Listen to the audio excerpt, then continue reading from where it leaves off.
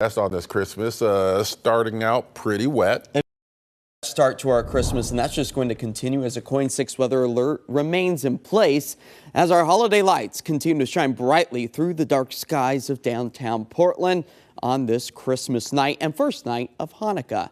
43 degrees, that's where we currently sit, but you'll notice those rain icons taking us through the rest of the night as temperatures stabilize in towards the mid to upper 40s, actually starting to warm things back up. That's because our winds will start to transition east to being a little bit more out of the south, and that ramp up those temperatures back close to the 50-degree mark. As we are in no short supply of the wet weather anywhere from the coast to the I-5 corridors, the heavy mountain snow does continue.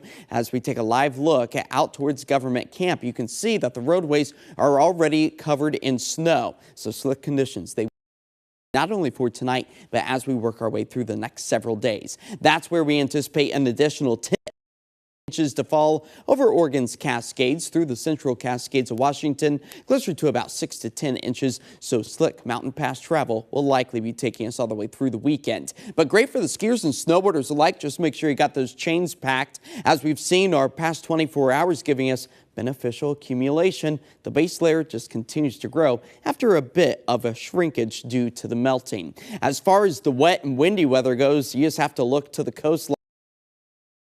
Are coming down. You can see those waves out towards the Lincoln City area. Still expecting a coastal spots, especially as we are talking about wave heights and breakers happening as large as 25 to 30.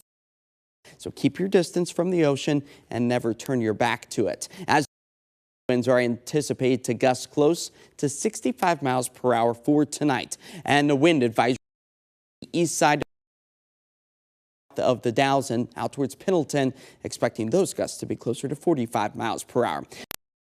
Slim chance that we could see some power outages along the coast tonight. Portland, your gusts will be closer to about 35 miles per hour, so that chance is significantly lower as those southerly winds really start to howl later tonight. This is a snapshot of about 3 o'clock in the morning, and we start to see those winds transition from the east to the south through the valley locations until we get into tomorrow, or I should say Friday morning. That's where they become a little bit more out of the east. So we'll time everything out here with a future cast, expecting to hold on to that wet weather trend for the remainder of the night tonight. Slowly drying things out tomorrow, but rain still in our forecast as it will be breezy for the start of the day. They start to taper back tomorrow and still keeping that nice onshore flow along with the moisture as we move our way into Friday as well. But filling up the rain gauge by the end of this week, close to almost 1 3/4 inches for the valley, closer to maybe 3.5 inches for some of our coastal communities. Now Kwanzaa, it also begins tomorrow. That's where the windy weather will still be found out along the coast. Heavy mountain snow continues.